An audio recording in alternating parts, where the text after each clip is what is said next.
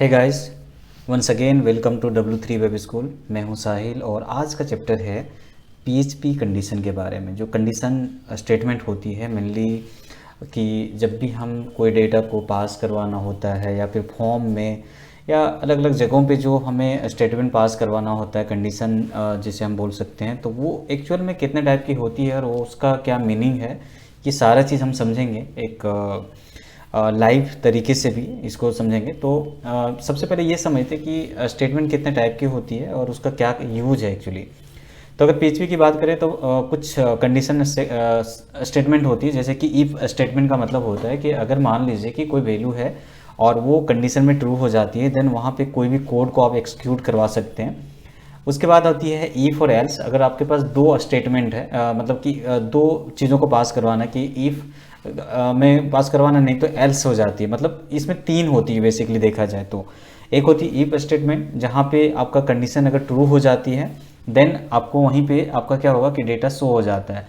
उसके बाद अगर डेटा फॉल्स हो जाता है या भी कोई भी मान लीजिए कि कोई वेरिएबल है और उसको आप मतलब चेक कर रहे हैं कि मेनली जो है वो सही है या गलत है, तो आप इफ और एल्स में भी इसको कर सकते हैं। बट अगर आपके पास कंडीशन और भी ज़्यादा है, मान लीजिए कि 3 है, 4 है, 5 है, तो उस जगह पे क्या होता है कि इफ एल्स इफ और एल्स के अकॉर्डिंग यहाँ पे काम होती है। तो मेनली यहाँ पे तीन होती है, इफ होती है, फिर इफ एल्स होता है स्टेटमेंट, उसके बाद इफ एल्सिफ एल्सिफ एल्सिफ, ये चलते रहेगा जितना आप चेक करना चाहते हैं कि जैसे इफ, उसके बाद एल्सिफ एल्सिफ एल्सिफ एल्सिफ, और फाइनली जो होता है यदि फॉल्स हो जाती है वैल्यू तो वो होता है हमारा एल्स में चला जाता है। तो इसको एक लाइव तरीके से देखते हैं कि ये एक्चुअल में वर्क कैसे करता है। तो सीधा मैं चलता हूँ कोड में और यहाँ पे मैं एक सेव करता हूँ फाइल, कोई भी एक जगह पे सी ड्राइव पे हम ले लेते हैं और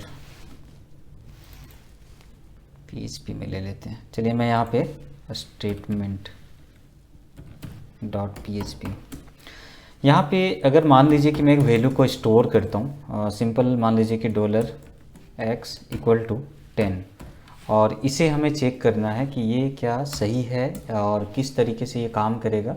तो यहाँ पे सिंपल हम चल सकते हैं, इफ़ कंडीशन लगा सकते हैं और यहाँ पे लगा सकते हैं डॉलर, और जो x की वैल्यू है यहाँ पे रख देंगे, और एक ऑपरेटर हमें चलाना पड़ेगा और वो इक्वलिटी के ऑपरेटर है।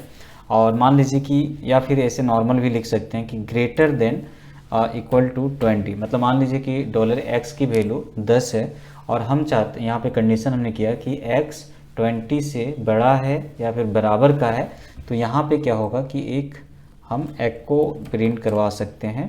और मान लीजिए कि यहाँ पे मैंने लिखा कुछ भी लिख देता, ट्रू वैल्यू, सिंपल। और अगर इफ़ का भी ये देख लेते हैं, नहीं तो एल्स यहाँ पे लगाना पड़ेगा, और एल्स में हम लगा देते हैं एको और यहाँ पे लगा देते हैं फॉल्स। वैसे क्या है ना कि एक यहाँ पे अगर आप थोड़ी सी ध्यान दें तो यहाँ पे 10 है, x की वैल्यू 10 है, एंड यहाँ पे हमने क्या किया है कि $x मतलब 10 ग्रेटर देन = 20, मतलब 10 20 से बड़ा है, तो यहाँ पे वैसे भी ये फॉल्स हो जा रही है। तो बस अपन चेक कर लेते हैं एक बार दिखाने के लिए। सर्वर हमें स्टार्ट करना पड़ेगा,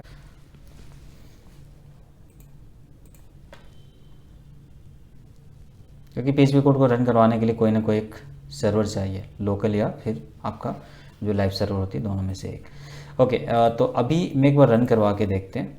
तो यहाँ पे मेनली नाम में कुछ मिस्टेक हो रही है, स्टेटमेंट।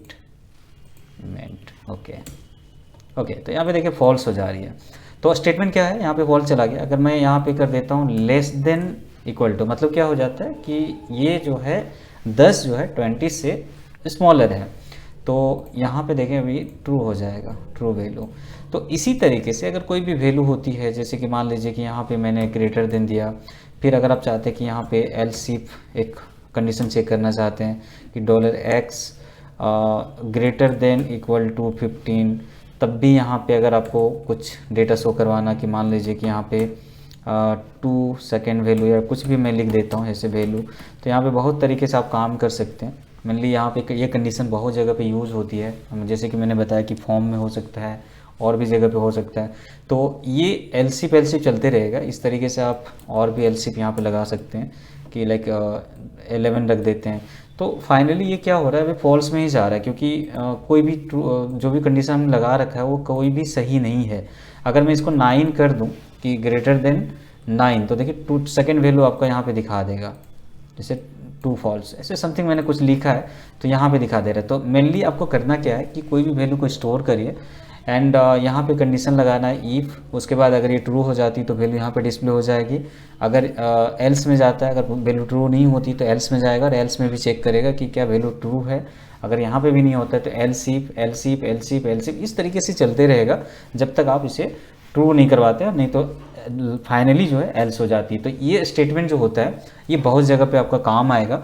और बेसिकली ये हम लोग कुछ भी वैल्यू को या फिर मान लीजिए कि कुछ डेटा को हमें रोकने के लिए यूज़ किया जाता है, कि मान लीजिए कि अगर एक फॉर्म बनाते हैं और विदाउट सबमिट क्लिक कोई भी बंदा आता है और आपकी ब्राउज़र में जैसे फॉर्म बना रहता है तो वहाँ पे जो है एक बार राउंड लेगा तब भी डेटा सबमिट हो जाएगा, तो उसको रोकने के लिए हम इफ कंडीशन का लगाते हैं, कंडीशन लगाते हैं। और भी जैसे एल्स इफ का यूज़ होता है, तो बहुत जगह पे इफ और एल्स इफ का यूज होता है। होप सो ये आपको समझ में आ गया होगा। अगर आपको तब भी क्लियर नहीं होता है देन आप कमेंट करें।